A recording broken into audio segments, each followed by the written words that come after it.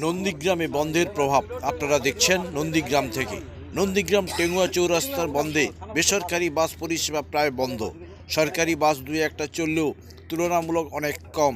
দোকানপাট স্বাভাবিক রয়েছেন। আপনারা দেখছেন হলদিয়া নিউজ।